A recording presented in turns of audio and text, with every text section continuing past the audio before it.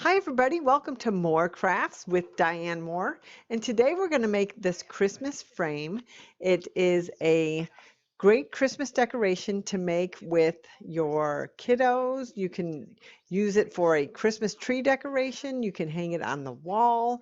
You can gift it to someone. And the beauty of this easy handmade craft is you can do it with one piece of paper. It's red and white striped on one side, and it's got these cute glittery snowmen on the other side. And it comes from the Stampin' Up! Holiday Catalog. It's the Let It Snow suite, and it's on page 20 of the holiday catalog. I am a Stampin' Up! Demonstrator, and I'd be happy to send items to you. You can get a hold of me through my website here. And the holiday catalog is out now, and we also have our annual catalog. So if you would like one, just please go ahead and contact me, and that would be great. The other items that we're using for this project actually do come out of the Stampin' Up! Annual catalog, and I have a PDF file listed below, so you can see all of those items, and the product numbers are also listed on there, so you can find them easily either on my website, or if you'd like, I could send you a holiday catalog. So for the project today, what we're going to need is that piece of paper from the designer series of the Let It Snow suite. And the other item we need is our scoring tool. What I really like about this tool is it has the stylus attached to it, and it has a place for it. The other nice thing about it is it has numbers listed across the top, and it breaks it down into different sizes, and there's also numbers across the side, so you can get a really crisp edge, which we do need for this frame. One other feature of this stamp and score tool that I really like is that top area where the tape is has storage, so you can store things like your bone folder, markers, and other little items that you might need.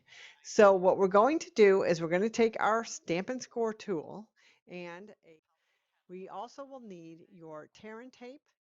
You're going to need your bone folder, and you need your paper punch, your stamp and snips, and you'll also need your multi-purpose glue. The other thing you need, and it is sold in the annual catalog, is the metal thread. It comes in rose and silver, and it's great to hang our project. So let's take our red and white 12 by 12 designer series paper, and we're going to start with that face down. Before we get started, I just wanted to mention that the designer series paper in the Let It Snow suite is two-sided, and it's winter themed. One side for the paper we're using is red and white striped, and the other side are these really cute glittery snowmen that I'm going to show you a close-up of. So when you do order it, you get 12 pieces per pack with 2 of each double-sided design. Okay, and here's the cute snowman. Just really delightful. So we can go ahead and get started. We need to put our red and white paper face. The snowmans have to stay facing the scoreboard, and we're going to leave the stripes going vertically. So they're going to go up and down, and we're going to go ahead and score our paper on this side, and we're going to score it on all 4 sides using 3/4 of an inch. So we're going to start with our 12 by 12 piece. We're going to go score it at 3/4 of an inch. Then we're going to move it over, and we're going to then score at 1 1/2 inch, 2 1/4 inch, and 3 inches. So let's go ahead and get started and do that. So again, we're going to start with the 3/4 inch score mark. Then we're going to score all the way down the paper at 1 1/2 inch, 2 1/4 inches, and then 3 inches. So let's go ahead and do that. And I am using the wide part. The nice thing about this Stampin' Scoreboard is the stylus that they do give you has a narrow end and a wide end. So I'm going to be using the wide end. And I did go ahead and mark this paper so you can see the score lines a little better when we're all done with it. How it will look is we're going to have score lines. But let's go ahead and start with our 3/4 inch. Um, and make sure that corner is actually the paper's lined up all the way to the side. I almost started and then I was like, oh, make sure the paper's lined up. And then we're going to go all the way down. So there's 3/4 of an inch. Then we're going to move over to the 1 1/2 inch mark. And on each side, we're going to score it 3/4 inch, 1 1/2 inch, 2 1/4 inch, and 3 inches. And we'll start with the stripes going up and down.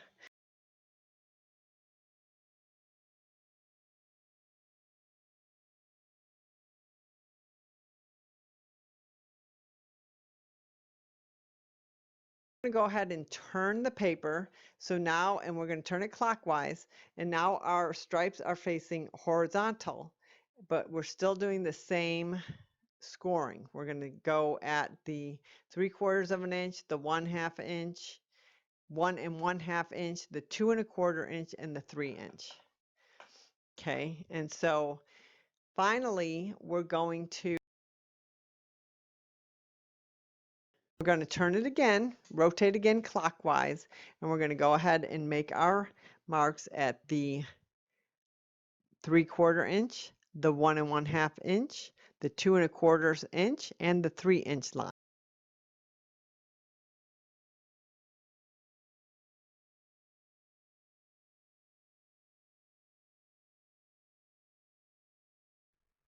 Now that you've done the vertical side, which is side 3, we're going to rotate it again so it's horizontally striped, and we're going to score at 3/4 of an inch, 1 1/2 inch, 2 1/4, and 3 inches. And that horizontal will be the 4th side. Finally, we're going to place our paper vertically on our scoring tool. We're going to actually score over another 3/4 of an inch from the last scored mark towards the center on each end. And what this does is it makes our diagonal piece for the top and the bottom of the frame. We're only going to score down 2 lines. So we're not going to go all the way down. We're going to repeat it on the bottom side. That way we're going to have a total of 10 score lines on the top and the bottom sides. And let's look at the example. You'll see what I mean.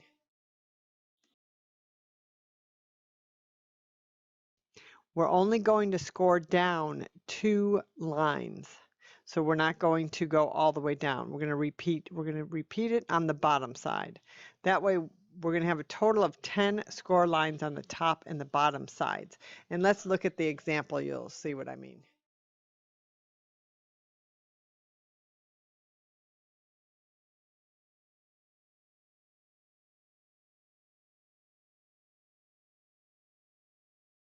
Now we're going to take out our Stampin' Snips, and we are going to go ahead and cut our frame.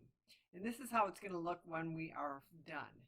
So you can see the easiest thing to do is going to be to go ahead and cut along the dotted lines there, as you can see. What I did is I just cut 4 squares on each side. That way it was all uniform at first, because I get very nervous about cutting, right? What's the old saying? Measure twice, cut once. So I just did my 4 square cut on each side first, and why don't we go ahead and do that together? So we're basically going to cut 4 squares out on all 4 sides, and then we'll go ahead and do that nice little diagonal cut. It'll be a lot simpler because we can see what we're doing. So we take our Stampin' Snips, and what I do, so here you can see we're just going to go ahead and cut in 4, I call them little squares, because with our score lines going horizontal and vertical, we actually have squares. So if you go in 4 squares from the bottom side there, and then you're going to go in 4 squares along the top, and that's just the easiest way to really cut that.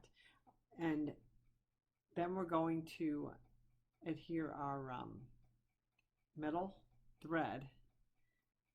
Just count across 4. Our metal thread is going to go onto the top part of the frame, so that's why we have the hole punch. So just FYI, I know we put it aside, but I didn't want you to think I forgot about it.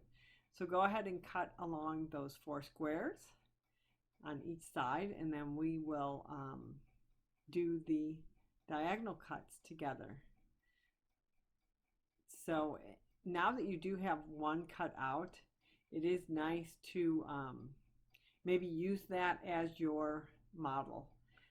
I have this wonderful Stampin' Up! Makes this chalk marker, and I really like it because it allows me to mark items. But if you want to go ahead and use that and trace along for just to be able to see that score line a little bit easier, because I think the stripes are a bit of a challenge.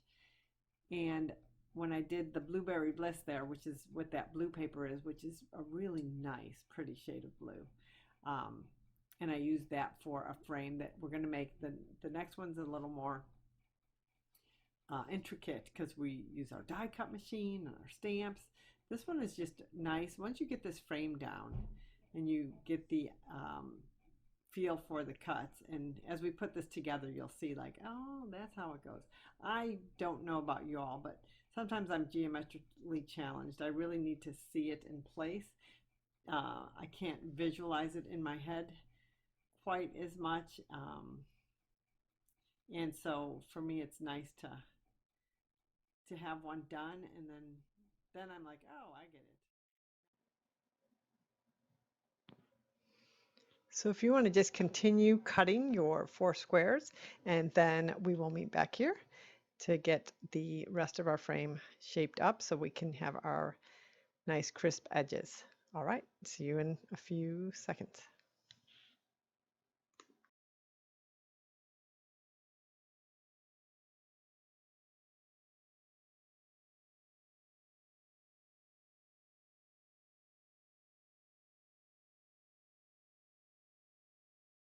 So now that you've done that and you've got all the 4 corners, we're going to go ahead and trim the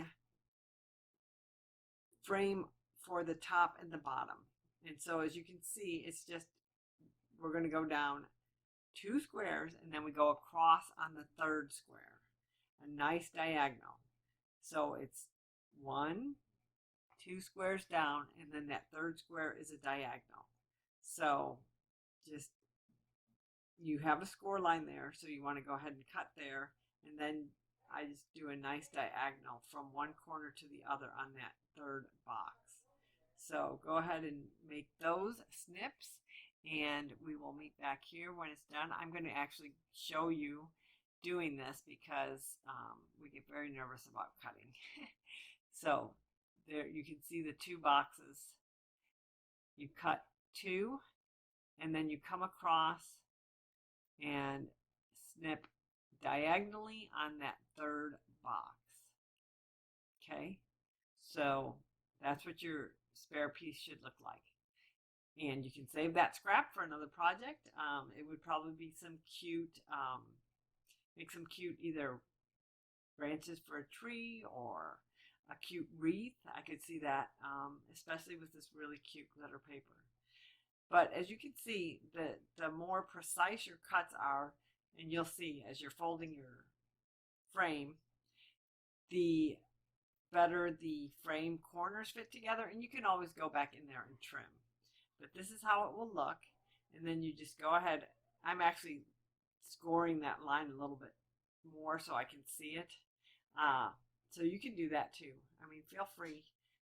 You just want to make sure that these cuts are somewhat precise, and you can always go back in and clean them up. But those diagonal cuts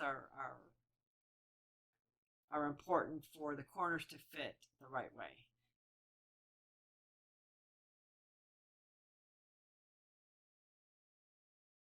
Once we are done making all of these cuts, we will be ready to begin burnishing our edges so that we can form our frame. So I'll meet back here when we are done with all of these cuts.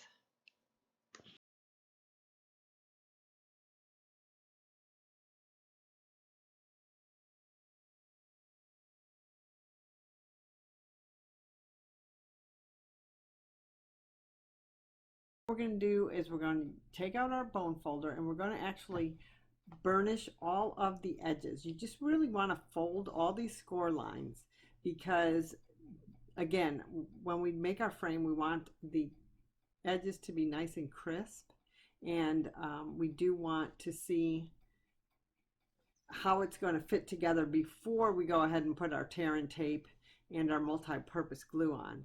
So when you do your burnishing, you can do it any way you like. I was folding it one way. For me, it's a lot easier to burnish on the side that does not have the glitter, and burnish the edges, and there are some tips about scoring your paper up ahead, and I will meet you back here and we can shape our frame.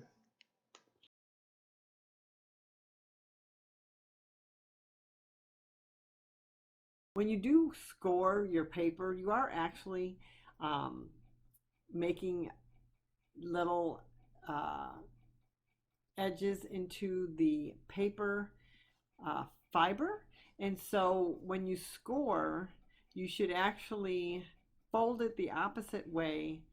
So, you know, I think our natural inclination is say, oh, here's a ridge, I'm just going to score into that ridge. You actually do opposite. So you take the side that is sitting up and you burnish there. So that's what I'm doing right here. People, when I was doing this project in a craft, some people said, oh, they found it easier to fold first, burnish the paper, and then to cut because they felt like the lines were a lot straighter because the folds were already done. So that's something that you might want to consider because we are using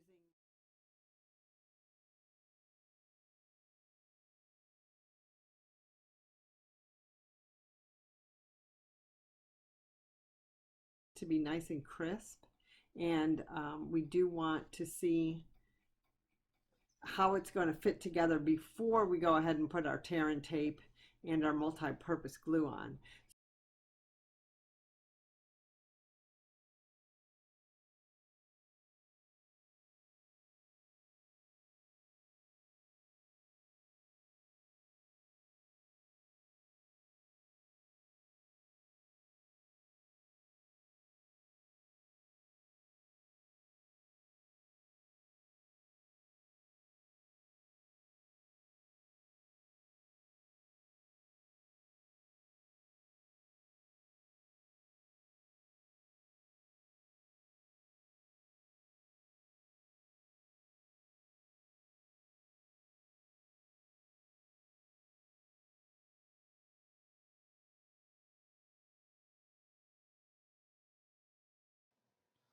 So when you're folding, and you do want to fold before you even paper punch for our metal thread that we're going to put in on the top, but you want to go ahead and fold the bottom or the top diagonal piece first and then fold the sides, and you see how the sides tuck into the bottom of that diagonal frame. So go ahead and do that, and then we will get our metal thread ready and make our hanger. So we're going to take our metal thread out, and like I said, this is in the Stampin' Catalog. There's rose and silver. What I'm doing here is I am actually measuring it on my Stampin' Grid paper, and I'm measuring 32 inches. So I'm going a full 16 inches across, and then I'm doubling it to get that 32 inches. If you want a longer or a shorter wall hanger, you can go ahead and adjust that size. But what we're going to do now is we're going to take our paper punch and we're going to punch 2 holes along that top frame on the bottom flap. So it's all the way on the inside piece, and just go ahead and paper punch on one side and then do the same thing on the other side, and we will go ahead and put our metal thread through those holes. We'll secure it with our tear and tape. And well, I like to knot it first and then also put on tear and tape. And I'm probably going to speed up here so we can get to the securing of these edges with our tear and tape and multi-purpose glue.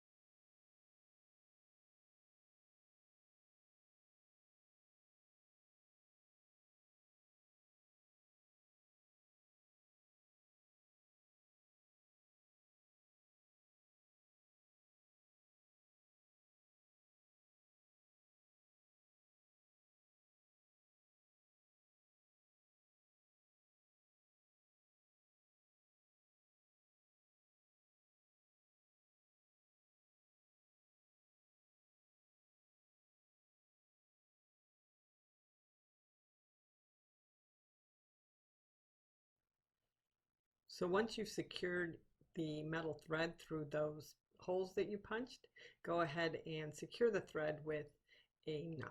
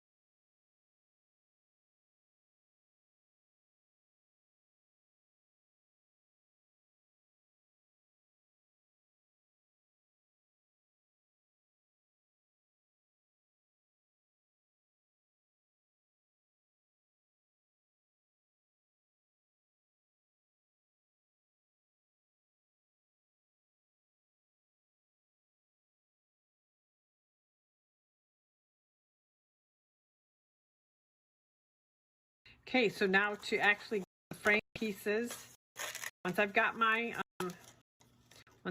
the hanger on, because remember we did the 2-hole punches, we secured it, and we scotch taped that in, I need to now get all of my frames secured down, my frame sides.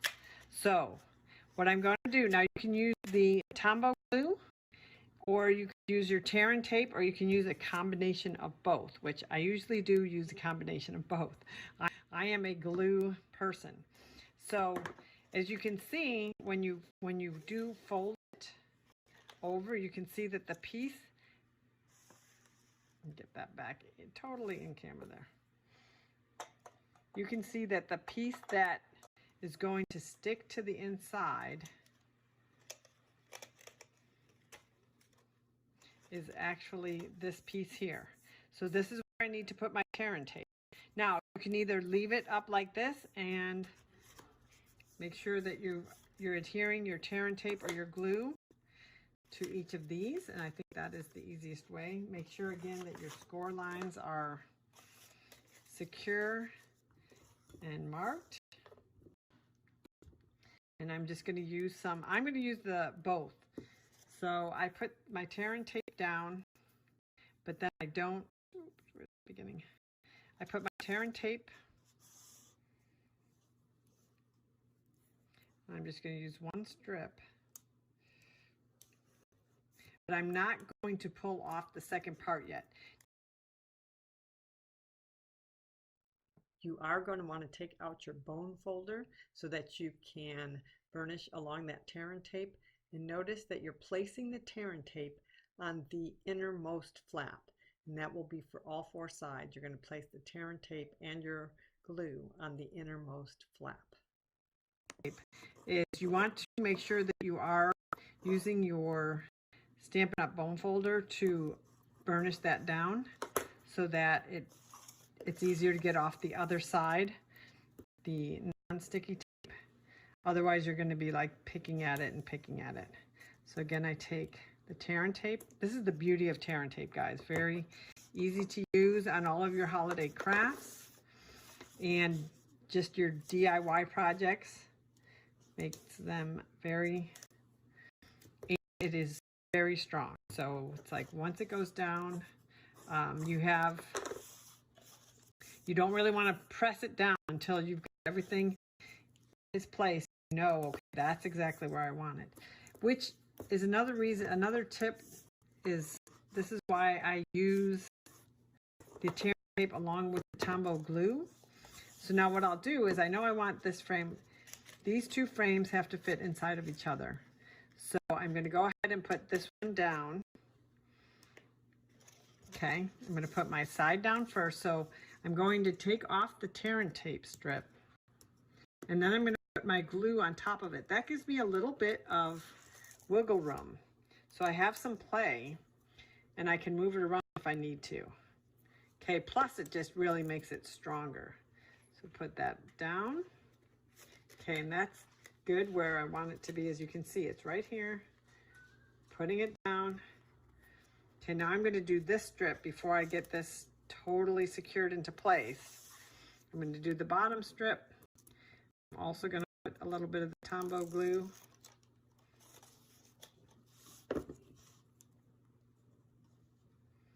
Not outside, diagonal showing. Got a little play, thank goodness. So I'm gonna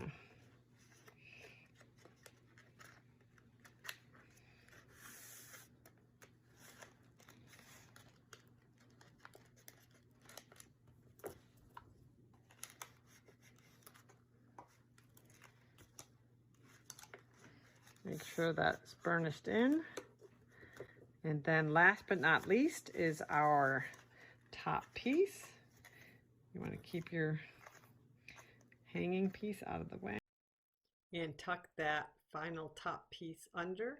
If you need to, you can put a glue dot or a dot of the multi-purpose glue under the corners, and you have your beautiful snowman frame. Enjoy. Hey y'all, thanks for joining me. Stay tuned to my YouTube channel, More Crafts, so that we can continue to get creative together.